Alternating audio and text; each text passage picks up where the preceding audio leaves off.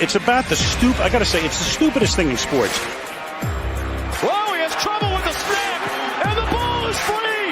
It's picked up by Michigan State. Jalen Play of the game. Ground ball, right side. Cabrera will cut it off. Galarraga covers. He's out. No, he's safe. Phoenix has the bell. DeBrincat gets it back to Goss's Baron across now King. They score! Raymond! This is bad. This is very, very bad. This is BS Sports. You know, sometimes you just make a rookie mistake and you don't even... Hi, everybody. Hello. Welcome to BS Sports. We are back. It's a beautiful day. I must say, a beautiful day in the old Mitten State here. Yeah, no, it's not. It's raining. It's been cloudy all day. It was 80 degrees last week, and now I'm back to wearing long sleeve shirts. I got a t-shirt underneath. I got the heat on in my... I hate this. Why do we live here? To anybody who lives in Michigan, why? Why do we do this? And I'm guilty as ever. You know, I got a job here. I got to stay here. I could have applied for jobs outside of this state. I could have decided, you know what? I'm going to move to northern Texas, and I don't have to worry about this. But I don't. Anyway, we got a great show. This is a sports show, in case you didn't know that. This is a show about sports. We talk about sports on this show. And we got a lot to talk about. The NFL released, I should say, its schedule last Wednesday, to be specific.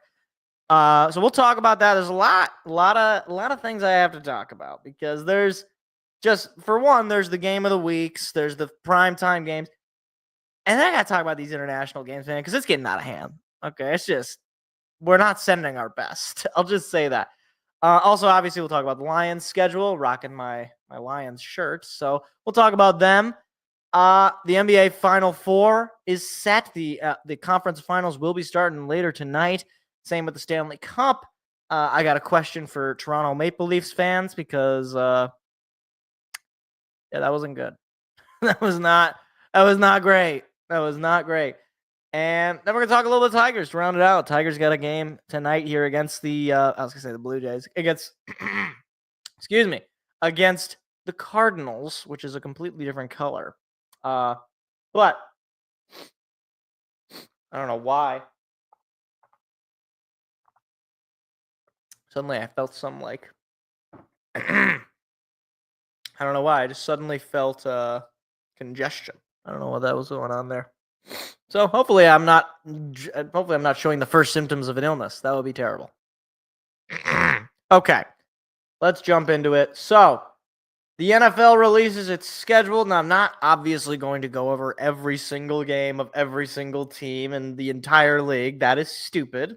However, I will talk about, I guess, the main games, which is to say America's Game of the Week and the primetime games. So let's start with the primetime games. So, Monday Night Football, the first Monday Night Football game of the year, will be September the 8th on my birthday. The Bears play the Vikings. Then next week, it's the doubleheader on Monday night. You got the Buccaneers and the Texans, and then the Chargers against the Raiders. Lions will play on the 22nd. They will play the Ravens on Monday night. Then you got another doubleheader on Monday night. You got the Jets, Dolphins, and the Bengals, Broncos. Then it'll be Chiefs, Jaguars in, what is that, week?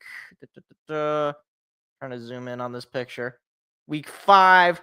Then you got week 6, another doubleheader. One of these is apparently an ABC exclusive, I think. It's the bottom one. You got Bills and Falcons, and then Chicago, Washington.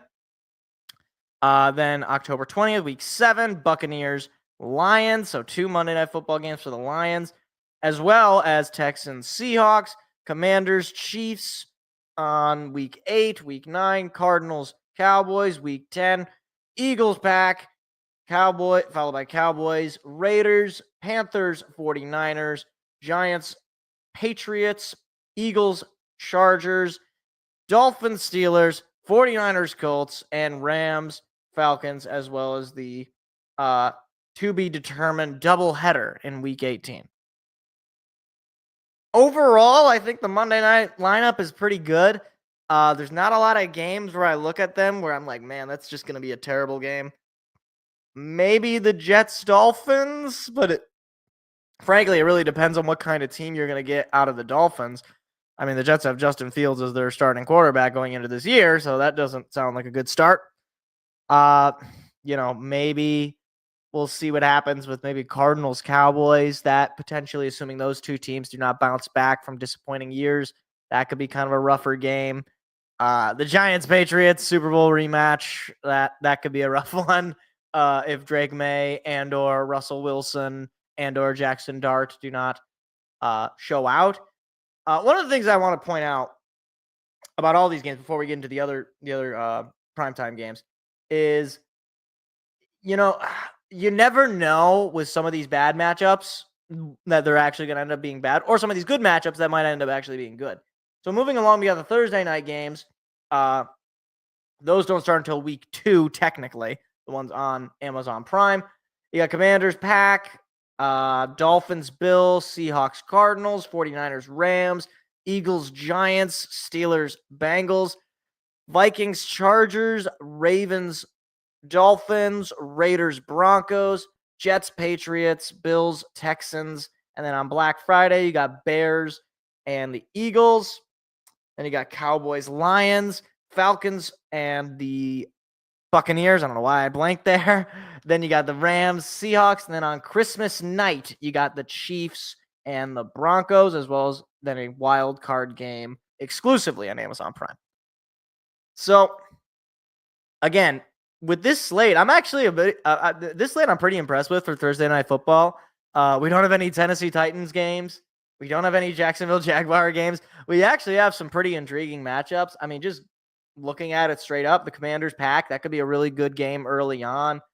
The only bad game, again, I guess maybe the Jets Patriots, but it's a divisional game. If that division's close, it could actually mean something in mid-November there. The Black Friday game, I mean, take it or leave it, I guess. It's football. I like watching football. And that could be a good game, the Bears-Eagles. That could be a good one. Outside of that, maybe the Seahawks-Cardinals. That might be a kind of rougher game. Overall, though, I think it's pretty good. Like, I think Thursday night looks pretty good. And finally, for the prime times, we got Sunday Night Football, which features the the opener of the season, Cowboys-Eagles, followed by Ravens-Bills, Falcons-Vikings, Chiefs-Giants, Cowboys and the Packers, Bills-Patriots, Lions-Chiefs, Falcons-49ers, Packers-Steelers, Seahawks-Commanders, Steelers-Chargers, Lions-Eagles, Buccaneers-Rams, and then on Thanksgiving evening, you have the Bengals and the Ravens, Broncos and the Commanders, Texans-Chiefs, Vikings-Cowboys, Bengals, Dolphins, and then apparently you got a Peacock exclusive game on Saturday of the 27th. I don't know what game that's going to be. I guess that's TBD. I don't know why it says Saturday the 27th Peacock exclusive, but it doesn't give the matchup. I don't know. Somebody's going to be on Peacock. And then you got you got the Bears, 49ers, and then obviously week 18 is always TBD. You never know what the Sunday night game is going to be. Last year, it was Lions and the Vikings. And then they're going to be hosting the Super Bowl on NBC. Honestly, of the 3 of Thursday, Monday, Sunday, this is a bit surprising. Sunday Night Football feels like the weakest slate to me. Thursday Night Football, I'm thoroughly impressed, but you got a lot of boring games, at least just from the matchups that you can tell from here. Like Dolphins, Bengals, I think both those organizations are kind of in a weird spot. Bills and the Patriots, the Bills are just kind of light years ahead of the Patriots there. I don't know. And honestly, I get the kickoff, the divisional game to start the season with the Super Bowl champs. I'm just glad the Chiefs are finally not the team that starts the season. I feel like it's been an eternity since the Chiefs were not the first team to play first game of the year, but kind of a weaker lineup. And we'll try to get through the rest of these quickly. Just the America's Game of the Week. For Fox, you got Eagles, Chiefs, Cowboys, Bears, Lions, Bengals, Commanders, Cowboys, Lions, Commanders, Eagles, Cowboys, Packers, Lions on Thanksgiving, Bengals, Bills, Lions, Rams, Eagles, Bills, and Cowboys, Giants. So a lot of Lions, a lot of Lions on America's Game of the Week makes sense. And then in CBS's end, you got Lions, Packers, you got Cowboys, Broncos, Bills, I was doing that wrong. You got, let's start that over. You got Lions, Packers, Ravens, Chiefs, Bengals, Packers again, Cowboys, Broncos, Chiefs, Bills, Chiefs, Broncos, Bills, Steelers, Packers, Broncos, and Steelers, Lions to end out the game of the year or game of the week.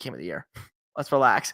Game of the week on CBS. So those are all of the national broadcasts. But wait, I've missed a few. Because, of course, for whatever reason, the NFL insists on itself. It insists that we do these stupid international games. And you know what? We're not sending our best. We're not sending our best, okay? First one, you have the Friday night game, Chiefs-Chargers in Sao Paulo in Brazil. That one could be a good game. It could be. Then you got Vikings-Steelers. Okay, that not as good, but okay, Vikings were pretty good last year. It's not bad. That's in Dublin. Then in London, the Vikings played the Browns. Okay, well, that doesn't sound good at all. That sounds like if J.J. McCarthy stinks too, that could be terrible. We're sending that to London? Those poor Englishmen. And then, to make matters worse, Broncos-Jets also in London. So, that's not good. The Bo Nix could be good, but the Jets are not going to be good, I assume. Then you got Rams, Jaguars. And at this point, I'm thinking, all right, are they trolling? Are they trying to put, like, one bad team at least? And you got Falcons and the Colts in Germany. I understand, and we'll get into it once we get to this final one, because there is going to be a game in España, in Spain, in Madrid. Commanders, Dolphins. I mean, the Commanders are good. That could be fun for them, I guess. But I mean, here's my thing. All right. I understand that you make more money when you put your games in different stadiums around the world. I understand. Okay. But how does it look to the rest of the world when, okay, we're not going to put the Super Bowl in Dublin. That's not going to happen. Never. It's never going to happen. We're not going to put Sunday Night Football in Madrid. Not going to happen. So instead, what we'll do, we'll give you probably the most mundane / uninteresting matchups. We'll give you LA, Jacksonville. Jacksonville is probably not going to be that good because they weren't that good last year and they didn't. I don't know that Trevor Lawrence is the guy. It's just like, why does the NFL insist upon these international games? Like, who are these fans around the world that are like, you know what? I really love the Chargers. Like, I was messaging Seth earlier today. He will be coming back soon, as soon as he gets a job outside of the Home Depot, by the way. But I was messaging Seth about this. I'm like, there's few Chargers fans in Los Angeles. And you want to tell me that they're going to sacrifice a game in Los Angeles to go to Sao Paulo in Brazil? If there are basically no Charger fans in Los Angeles, why would there be any in Sao Paulo? So I mean, I'm ready though for the total astroturfing of fans at these games. They're gonna be handing out Drew Brees jerseys. They're gonna be handing out, Junior Seau and Manti Te'o. It's like, wow, why is that 8-year-old kid wearing a Phillip Rivers jersey? Does he even really remember Phillip Rivers? Or even, with the Colts game, you might get a Colts Phillip Rivers jersey. That's a possibility. Maybe we'll see a little Marvin Harrison Colts jersey, or Jacksonville. We'll see. Oh my gosh, what's the name of who was their quarterback in the 90s? I can't remember what his name was. Brunell. They might see some Brunell jerseys in the crowd in London. Like, it's just ridiculous. Like, none of these games end up ever being all that good. And even if they are good, nobody watches because they're on NFL Network and it's Sunday morning. Look, I'm Catholic, all right? I don't typically get up, or rather, I should say, I typically do get up on Sunday morning to go to mass. I'm not watching these games. Like I'm going to mass, and then I'm gonna come home, and then okay, the Jaguars lost. Great, I don't care. Like, it's just. And I'm someone who loves watching football. I watch football every Sunday when it's on. And right now, I can't wait for football to be back on. I'm telling you, how do these games even make money outside of they just AstroTurf it all? Look, whatever. I'm just telling you right now, they can do this for these other teams, okay? Send the Vikings to Dublin or to London. Fine. I don't care. If the Lions ever take one of these games, I'm just telling you right now, I will not watch that game. I won't. There would be no way for me to watch that game. It just won't happen. And that's a lot, okay? Like, that is a lot. I don't get it. They keep doing it. Fans don't like it from what I can tell. But it keeps happening. Why? And why always Jacksonville? At least this time. No, they're going to London. I thought they were going to Berlin. No. At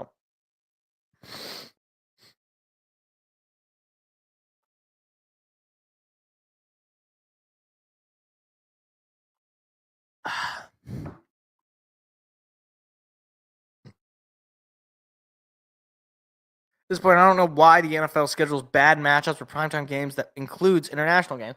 See, at least with the matchups for primetime games, I can kind of rationalize what they're going for. Like, let's just go through, right? Like, one of the bad matchups in, I don't know, week 10 in Sunday Night Football is Steelers-Chargers, okay? I can get, like, Jim Harbaugh, Mike Tomlin, two, all-time great football coaches. The Chargers just made the playoffs. So did the Steelers. We don't know what they're going to be quarterback-wise. Two tough defenses. I get it. I don't get, Broncos, Jets. I don't. What is the thought behind that? You have a Jets team that's kind of in a weird spot, maybe rebuilding, potentially just going to be tanking for a quarterback. And the Broncos, kind of a weird fringe, just got into the playoffs. So either the Broncos are going to be really, really good and they're just going to destroy the Jets, so it's going to be a terrible game, or it's going to be two middle-of-the-road teams that are just trying to not lose. I don't understand. They started off strong. Chiefs, Chargers, it's a division game, okay. But then none of the other games are divisional matchups. Like literally none of. Because but the thing is, why none of them are divisional matchups? It's because those games are too big. No team worth their salt is going to give a home field advantage, except for the Chargers, because they don't have home field advantage. So to them, it's like, yeah, sure, put a divisional matchup in a neutral site. Better than having to play in Arrowhead. Better than having to play in Allegiant Stadium or any of these other Mile High Stadium. I think, is it Mile High? I don't know. The one where the Broncos play. Eagles-Packers was a good one for international game, but who in Europe will show up for Jaguars-Chargers? I feel like the Jaguars are really trying to force their way into London. But like your whole fandom is just locked into this small area of Florida. It's not Orlando, it's not Miami, it's not Tampa, it's Jacksonville. All they got is the Jaguars and maybe some college football. But primarily all they got is the Jaguars. So it just seems so stupid to take for granted that really small market and say, you know what? We're going to go even smaller for a football market. We're going to go to London. It's ridiculous. Actually, a couple of years ago in the Premier League soccer game at Comerica Park, watched Detroit FC, but I have completely no idea about European soccer, let alone MLS over here. Yeah, it just seems like, people don't really care about MLS over here. From the soccer fans that I've engaged with briefly, none of them really like MLS. So it's kind of like the equivalent of trying to put an MLS game in London. It's like, I guess they like soccer, so maybe they'll be interested, but you're putting, do people, honest to goodness, people in Europe, do they actually even like football? Or do they just go to these games because it's like, oh, yeah, what the hell? Hey, I'll see an NFL game. I probably won't be able to see one live. Or is it just people who move? Like, if you are a Chargers fan and you happen to, for whatever reason, take a job in Sao Paulo, are you, you've got to, buy a lottery ticket or something because you're, one of a kind. I just don't get it. I don't get it. But the thing is, and I've talked about this before as well, they aren't going to put the best game in Sao Paulo or London or any of these places. Why? Because the best games need to be in the best time slot to maximize the viewership. If you put, for example, Lions-Packers in Sao Paulo at London on a Saturday morning or a Sunday morning at 8 o'clock or 9 o'clock, nobody's watching. Even diehard Lions fans like myself probably won't be watching. Okay? It's just you can't do that. But you might get people to watch Vikings and the Chiefs or whatever one of the matches. Vikings Browns. You might get people to watch that. It won't be good football, but you might get people to watch it. That's right. Yeah, because he plays for the Miami team. But do people even, is Miami even good? I don't know. I don't watch Major League Soccer. I have some self-respect.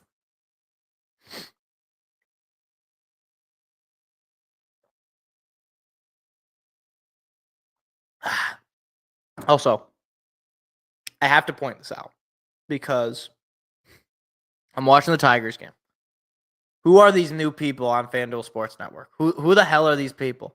I saw Todd Jones, who I know, okay, and then there was some random lady and some random dude. Who the hell are these people? Where do they come from? My whole life, all right, we've had a pretty steady group of people doing our teams, okay? We had John Keating, all right, but he retired, okay. We had Mickey York, we had Trevor Thompson. These were people who were just there forever. They were always there. And now I don't know who these people are.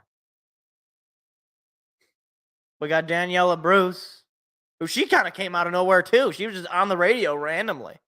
I remember I was listening to a game, I think it was last year, maybe a couple of years ago, and I'm just listening to the game, and then suddenly I hear a lady. I was like, "Who the heck is this woman?" But Jim Price sounds a lot different than I remember. Yeah, they did fire both of those guys. I don't know. Now look, I'm not saying Mickey York and Trevor Thompson are just epitome of charisma or just great broadcasting skill. However, they had been doing the job for so long, it's kind of yeah, I mean, they might not be the most amazing at their job ever. We're not getting, the national stage people, but still good. Like still like, they've been here for so long. It just seems so weird to shake the boat. I don't get it. Well, yeah, Kirk Gibson, yeah, he should have retired like 2 years ago, but whatever. For whatever reason, they wanted to keep him around. It just was, frankly, it was kind of sad. But let's get into the Lions' schedule because this was the topic of discussion. It seemed like for much of sports talk, people, things. Okay, let's just go through it. All right. Week 1, Packers. Week 2, or I'm sorry. Let me get home and away here. Week 1, on the road, taking on the Pack. Week 2, home opener, taking on Chicago. Then on the road against Baltimore. Back at home for Cleveland. On the road, Cincy. On the road, Kansas City. At home, Tampa Bay. Got the bye week in week 8. Come back home, take on the Vikings. Go on the road to take on the Commanders. Go on the road to take on Philly. Then you're back at home for a 3-game stretch. You got the Giants, the Packers, the Cowboys. Then you got the Rams on the road, the Steelers at home, and then back-to-back road games to end the year against the Vikings and the Bears. Date and time to be determined for the Bears game. And the talk of the town, it seemed like, was, oh my gosh, the Lions have the hardest schedule in the whole wide world. How are they ever going to survive? They're just gonna be worse. You're just gonna have to accept the schedule's harder. They're just not gonna. Okay, this is one of my biggest pet peeves. Okay, you want to get on my nerves? This is how you get on my nerves. You talk about how hard a schedule is before the season starts in the NFL. Get out. Okay, get out. The reason I say that is not because I think this is the cakewalk of cakewalks, but because I don't know how hard this schedule is going to be because I don't know who's going to be good. I'm old enough to remember when going into last year, I was told, hey, it's going to be hard to win 12 games next year. Green Bay got better. Chicago got better. Minnesota got better. And you're going to have to play some mobile quarterbacks. You're going to have to play, I don't even remember who we played. You're going to have to play Josh Allen. You're going to have to play CJ Stroud. You're going to have to play these teams. Some of them got mobile quarterbacks. Some of them got weapons. I'm just saying, don't be expecting 15 wins. And look, I'm not expecting 15 wins. Nobody expected 15 wins. All right, nobody in their right mind expected 15 wins. But here's the thing. When people sit here and they say, okay, you are just the homer of homers if you think this team can win 13 or more games. Why? Why is that being a homer?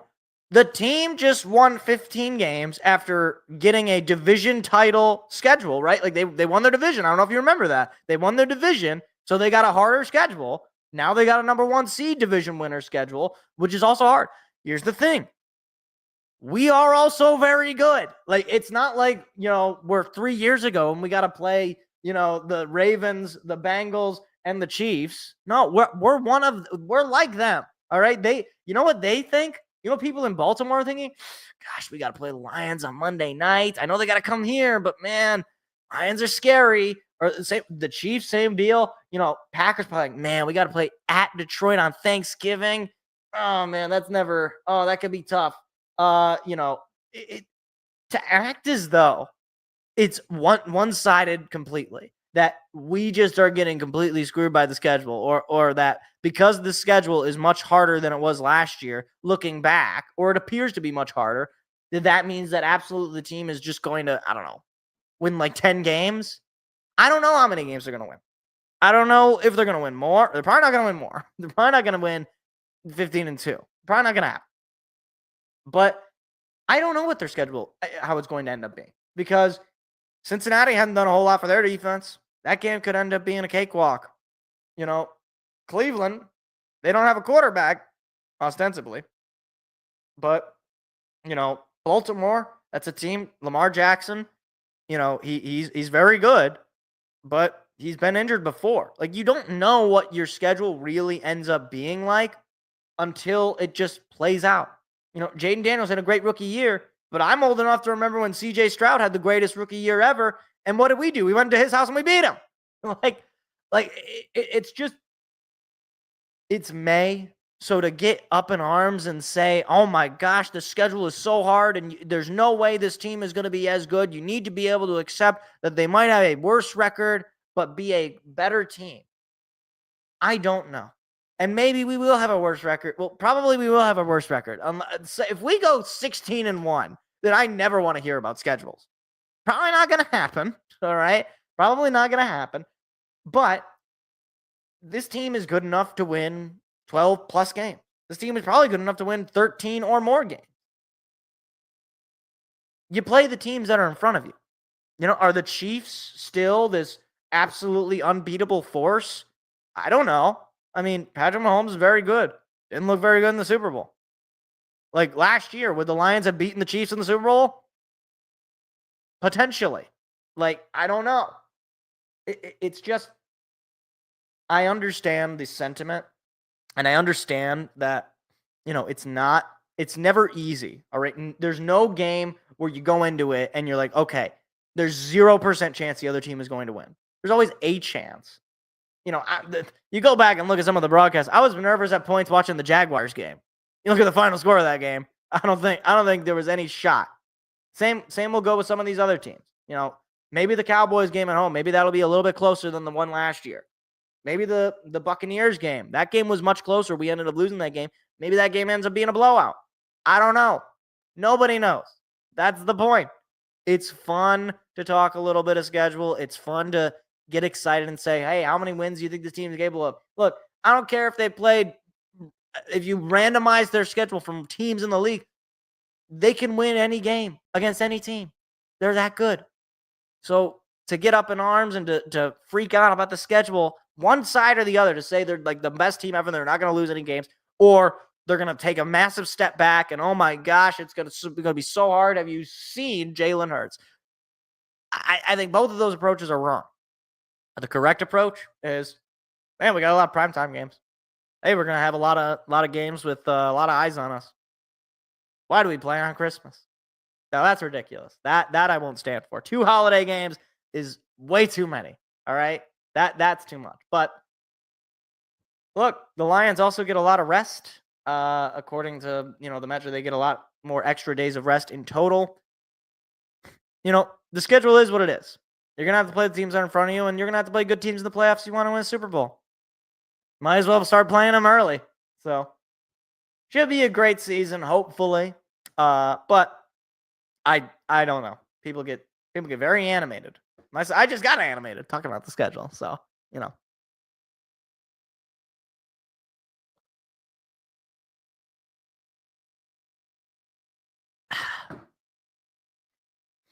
Oh, I don't know what happened. I just got very congested.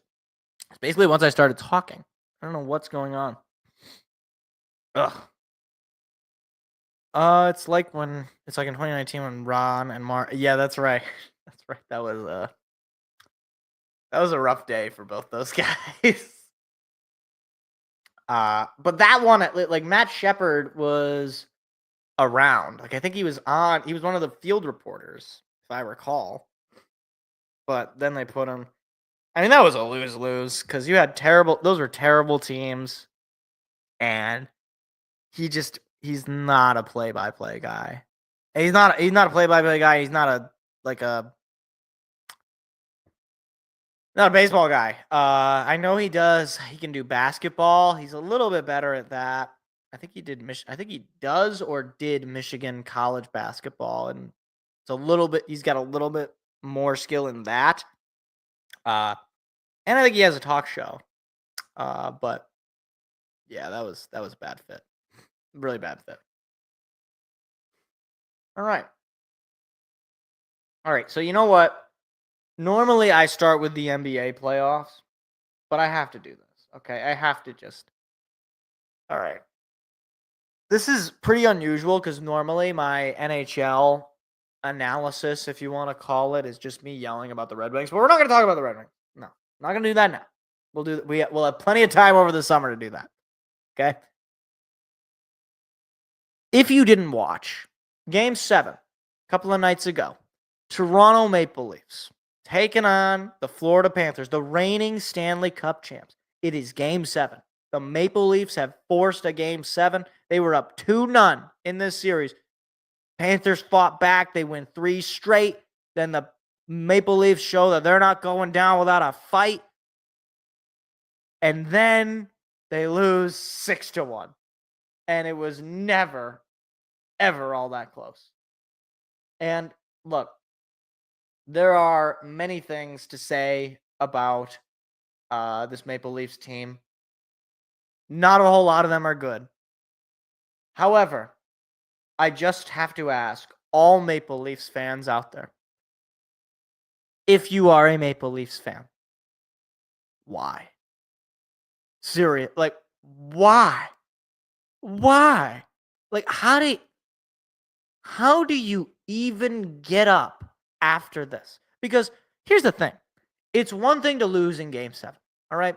Happened to the best of us. It's happened to pretty much every team that has ever been good or been in the playoffs for any significant amount of time. You're going to lose a Game 7, okay? On the contrary, au contraire, when you lose not 1, not 2, not 3, not 4, not 5, not 6, but now 7 Game 7s in a row. Going back to 2018, I was in high school when this started. Austin Matthews and Mitch Marner and John Tavares, and I can't remember the other names, the other guy in the core 4, but they got a core 4 that I've never seen this before, where every single one of the core 4 completely disappears. Completely. Like as if they aren't actually the core 4. Like Austin Matthews, he is one of the top players in the NHL in the regular season. He is a former Hart Trophy winner, multiple-time All-Star. He was on Team USA. And yet, this guy, it's like the Space Jam aliens just come down when it's the playoffs and just suck the talent out of him. Mitch Marner, same thing. Nylander, that's the fourth one. Nylander, same thing. Tavares, same thing. How is this possible? Max Domi scored the goal in that game. They didn't even get the assist. It was Max Domi. Let me see if I can find their total stats in this series. Can I see that? Let's see. Okay, I can just get playoff stats at least. Okay, so here we go. Let's see. William Nylander, to his credit, had 15 points this postseason. Not bad. All right. Mitch Marner had 13. Okay, point a game. That's pretty good. Now let's just keep scrolling here. All right. Austin Matthews had 11 in 13 games, so that's not as good. Where is did I already get John Tavares? Is John Tavares? Hold on. Oh, all the way at 48 is John Tavares with 7 points. Can I actually do this by series? Can I? Let's see. Playoffs. Is there no? I wish. Hold on. You know what I could do? Toronto Maple Leafs franchise. Here's what we can do. All right. We're going to actually read off the stats in this particular series. All right. Are you ready? Oh, no. This is brutal. This is actually really bad. This is so mean. Oh, no. Oh, my gosh. No. Okay. Well, here we go. This is the core 4, all right? Let's see. 1, 2, 3, 4. All right. The core 4. All right. Although I don't know if Tavares counts as the core 4. He's a little bit older, but let's call it my mind is the core 4. All right. John Tavares, -2 in the series with 2 goals and no assists, 2 points. Austin Matthews, 0 plus minus. 1 goal, 3 assists, 4 points. Mitch Marner, -1 player, 1 goal, 4 assists, 5 points. And leading the team in points this series, William Nylander, the only one who apparently wanted to show up to work. 3 goals, 3 assists, but still a -1. How's this possible? How is this possible? What? And it gets worse, okay? Because you had some of these post-game interviews where Marchand is talking about how, it's tough to win in Toronto. How, those fans, man, those guys are brutal. Look, I understand that fans can be cruel. I can be cruel sometimes. Media can be cruel. I would not advise any professional athlete, really, listen to these sorts of shows, read Twitter, read Facebook. Don't do any of it.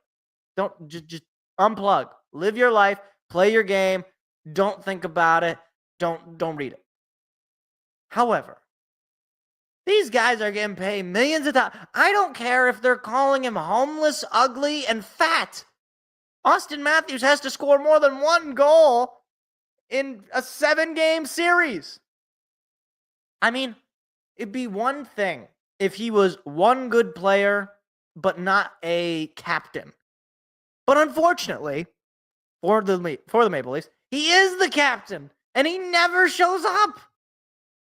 And look, let's not get it twisted, all right? If the Red Wings had Austin Matthews on their team, or if it came out that the Red Wings somehow acquired Austin Matthews, I'd be stoked, all right? Because he's a really good player. He'd immediately be the best player on the wing.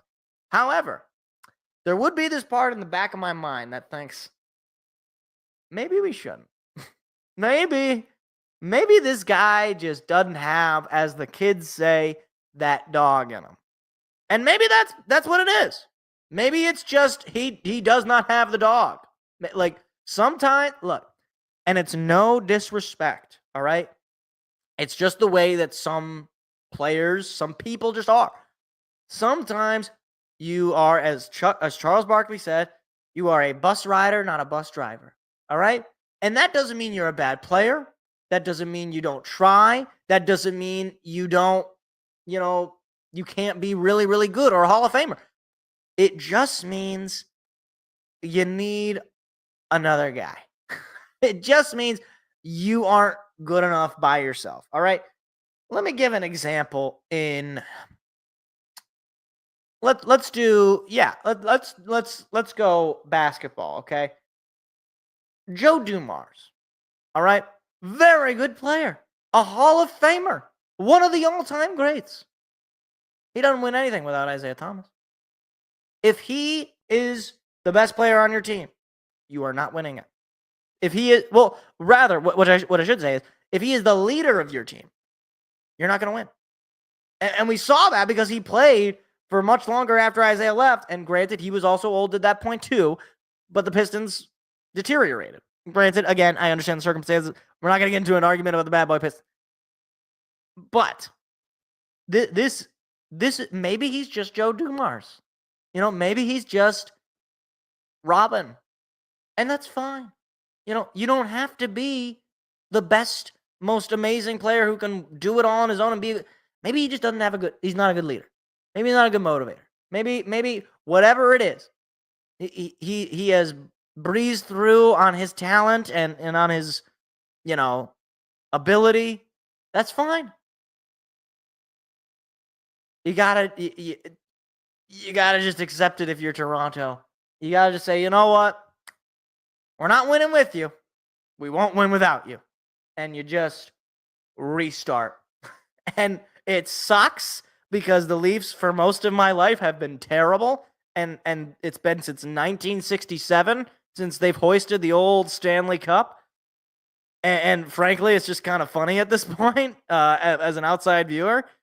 But man, it's just, I got nothing left. Like, if I'm a Leafs fan, what do you even do? Do you still watch? I guess you probably will still watch because you never know. But pretty much everybody on that team is going to be, just sent out. I mean, Mitch Marner has probably had enough. John Tavares has probably had enough. You don't know what Austin Matthews is thinking. Because if Marner is going, and if Tavares is going, and if Nylander goes, who knows? Who knows what that Leafs team is going to look like next year?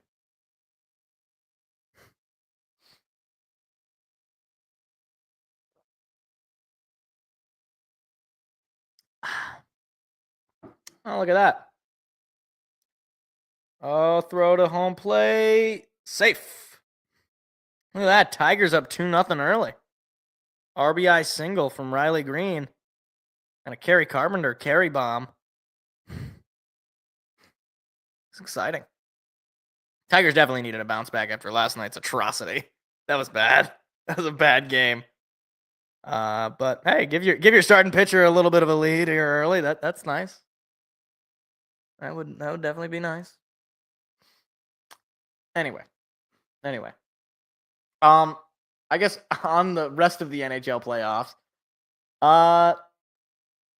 overall, I've been greatly enjoying this.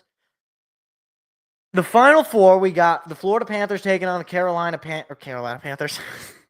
Hey, wait, that is kind of weird. The Carolina team is playing the Panthers, but the Florida team is playing the Hurricanes. It's kind of weird. That's kind of weird because you have the Miami Hurricanes, the college team, right? And then the Florida and the Carolina Panthers, the NFL team. That's crazy. Carolina Hurricanes, I almost did it again. Carolina Hurricanes taking on the Florida Panthers. I believe that series starts tonight. Look, Carolina completely wiped the floor with Washington.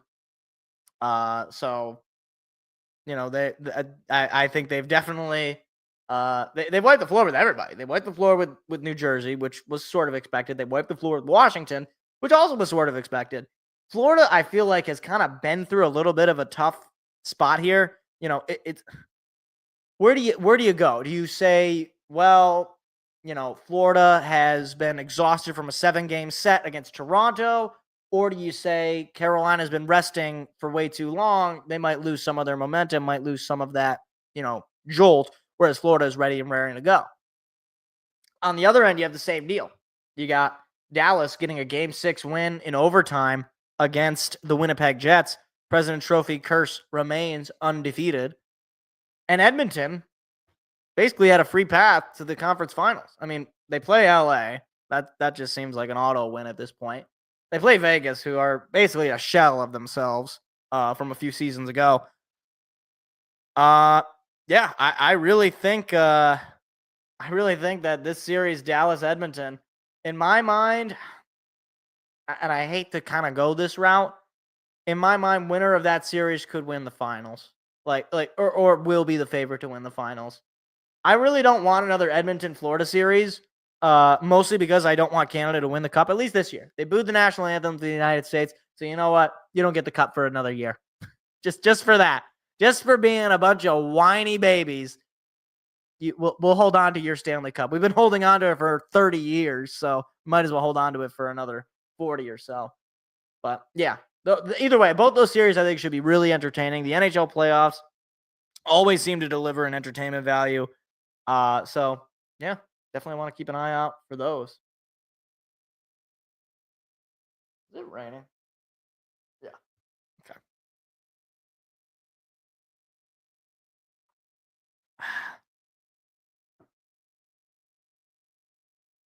All right. So 2-0 after the top of the first for the Tigers. Jeez, Kerry Carpenter got that entire baseball. He just smoked that. That's brutal. That is brutal.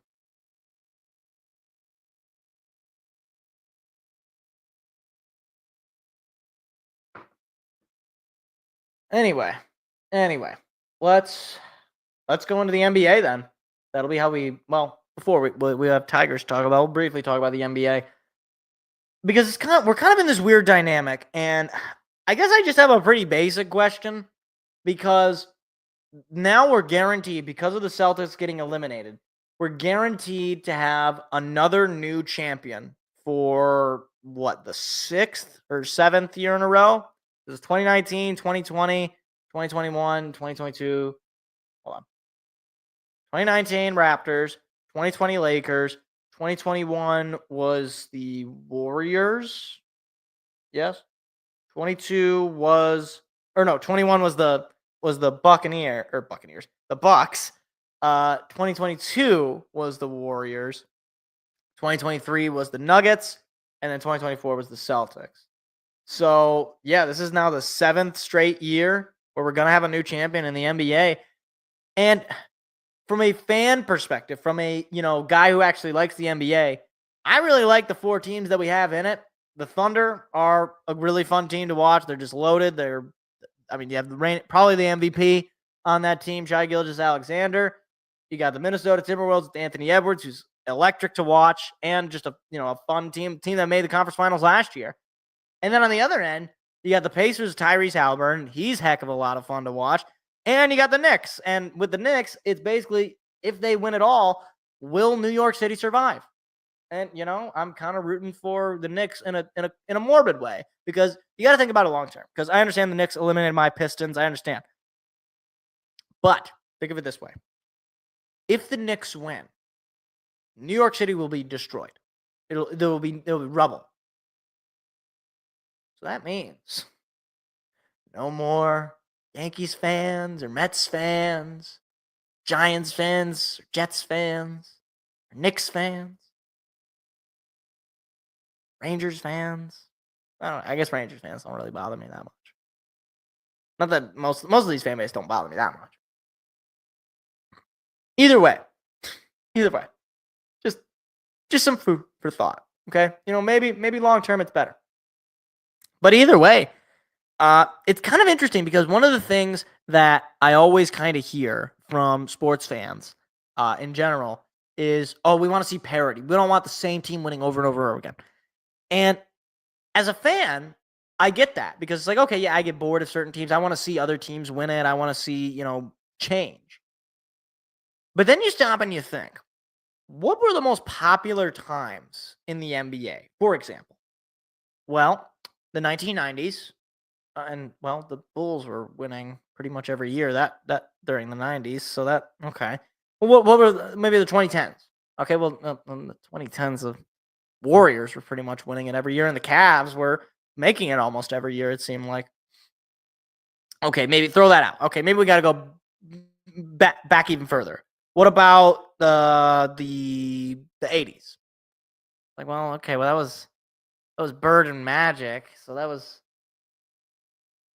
maybe the best times in the NBA are the dynasty time. Look, if you're not a fan of one of the dynasty teams, if you hated the Warriors or if you hated the Cavaliers or whomever, then yeah, you probably hated it.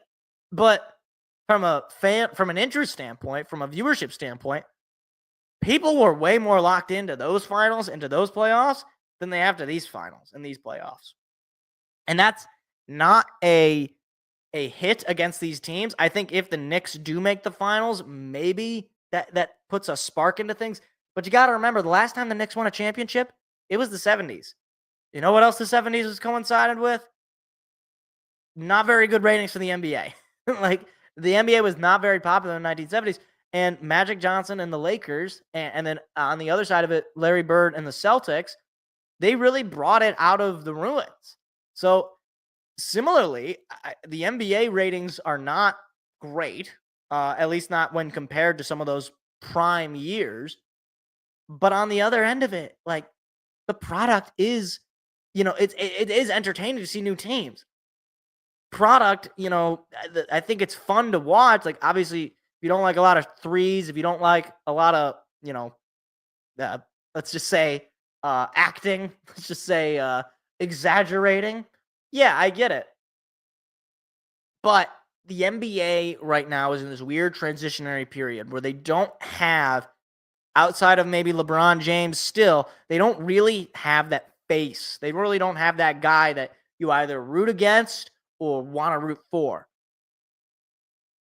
And, once LeBron James officially retires, who's it going to be? You're going to be sort of looking for that player. Maybe, I'm a Pistons fan. Maybe it's going to be Cade Cunningham. Maybe it's going to be, Shai Gilgeous-Alexander. Maybe he starts a dynasty for the Oklahoma City Thunder. Maybe it's already Jokic. Maybe it's Anthony Edwards. I don't know. Maybe it's somebody that's going to get drafted. Maybe it's going to be Cooper Flagg. I don't know. But it is this weird transitionary time for the NBA where, despite the fact that you're seeing a lot of parity, you're seeing a lot of teams that haven't won it get into the conference finals. You're going to have 2 teams out of these Final 4 that have never won an NBA championship. The Wolves have never even been. Like, the Wolves, I don't think have ever won the Western Conference. And the Pacers, I think the one time they did go, they lost. I think that was to LA, if I'm not mistaken. You got 2 teams that have never won it. Then the other 2 teams are teams that have not won it since the 70s. In Oklahoma City's case, last time they won it, they were in Seattle, and they weren't even the Thunder. So it is a weird time in the NBA. But it is kind of funny, actually, thinking about it, that 2 of the teams that did win previously in this Final 4 are teams that won in the 70s. It's weird how that works.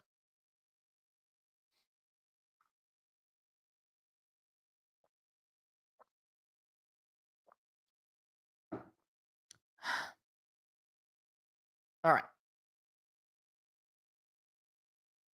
Well, there's that. All right, final segment.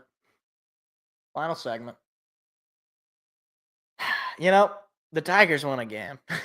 It's like that stupid song. The Tigers won again, man. I just gotta say this. Winning is fun. Winning is so much more fun than losing. I gotta tell you, having now, this is like a couple of years of doing this and having to talk about the Tigers and how rough it's been and how we're just accepting media. The Tigers are just fun. Like, they're just straight up fun. All they do is win, it seems. So last week, they knocked the doors off the Boston Red Sox. I said Boston Celtics. They win 14-2, and they finish a sweep against Boston at home. Then they go on the road. They win 2 out of 3 against Toronto. Last night, not great, but now they're up 2-0. They got a chance to win the 3-game set against St. Louis, assuming they win tonight's game and tomorrow's game. And that would be 3 series won in a row, 2 of which would be on the road. And my question is this. Given how high up the Tigers are in the stand, because it's one thing to say, okay, they're really good in the American League, or they're really good in their division. They're first place in their division. They're really good in the American League. They're first place in the American League. In Major League Baseball, the Tigers are 1.5 games ahead of the second place Philadelphia Phillies. They are the first team to have reached 30 games won. Let me put this into perspective. Just a few seasons ago, the Tigers hadn't finished with an above 500 record since, I believe, 2016. And now, in just year 3 of the, you want to call it the Scott Harris plan, the Scott Harris run Tigers, they're a World Series contender. Like, straight up, if you want to say, okay, maybe they're not going to end up with the best record in Major League Baseball, I totally get that. I'm totally on board with that. They still have to play the Phillies. They still got to play some of these other teams that are top of the league. They're going to have to play the Yankees again. I totally get that. However, if we can confidently say the Dodgers are a World Series contender, or the Mets, or the Padres, or the Phillies, or the Yankees, well, then why the heck can we not say that the same thing about the Tigers? You know what's interesting? The Tigers have played 2 out of those 3 teams that I mentioned, and 2 out of those 3 teams, they beat. And they didn't just beat them. They beat them pretty soundly. They beat them pretty, without much resistance. 2 out of 3 against the Yanks, and I believe they might have swept the Padres. I could be wrong about that. No, 2 out of 3 against the Padres. One of those games, by the way, a shutout victory for the Tigers. So, look, again, am I saying absolutely positively this Tigers team is gonna go out and win the World Series. No, but like when you really go back and you look historically at the starts to the seasons that the really great Tiger teams have had, the comparable team right now to the Tigers in their history is the '84 Tigers, who, need I remind you, won the World Series. The last Tigers team to actually win the World Series, by the way. I think you just gotta start being comfortable with saying the Tigers are a World Series team. Because you know what else? Let's pull out some stats, shall we? You want to know what else? Let's pull some team stats, okay? What team has the 7th most home runs? It's the Tigers. What team has the 4th most RBIs? It's the Tigers. What team is the 5th best OPS in baseball? It's the Tigers. What about batting average? Tigers are 3rd. What about just on-base percentage? Tigers are 7th. What about slugging percentage? Tigers are 5th. What about triples? I don't even know. We're still number 10. We're top 10 in triples. What about doubles? Like, pull up any offensive stat, and the Tigers are probably pretty high. All right. What about walks? The Tigers, they're 12th. That one of their worst stats in comparison to the league. They're still 12th. And then you go to pitching. And once again, Tigers, where are they where's ERA? Where are they in team ERA? That's right. They're 5th. All right. What about batting average? Oh, whoops. Did I click the wrong thing? There we go. What about batting average against? Tigers are 7th. What about whip? Tigers are 8th. Again, even in strikeouts, Tigers are 9th. It's pretty hard to find a stat where the Tigers as a team are not in the top 10. This is a World Series contending team. And they don't show any signs of slowing down. In fact, they only show signs of getting better because Matt Vierling has yet to get back. We just got Jake Rogers back from injury. We're going to get Parker Meadows back from injury. We're already starting to lose some of our starting pitchers to injury, but Casey Mize and Reese Olson both going on the IL. Not anything too serious with either of those guys. They'll definitely be back. But, Jack Flaherty really hasn't started to heat up and really get into his flow there. And Taraskubal is still pitching at a Cy Young level. It's time to start saying the Tigers are a World Series team and saying it pretty confidently at this point. I understand, again, it's May. World Series aren't won in May. They're won in October, or November at this point. But man, it's fun. I know it's just May and it is just 1 out of 162 games. But watching every Tiger game this year, it's just been a heck of a ride. And if you're not watching the Tigers and you're a Detroit sports fan, man, what are you doing? I mean, they're on basically every night. Get on FanDuel Sports Detroit or you just, I don't care how you do it. Listen to Dan Nickerson on Odyssey. Do whatever it is you got to do. Pay attention to this Tigers team.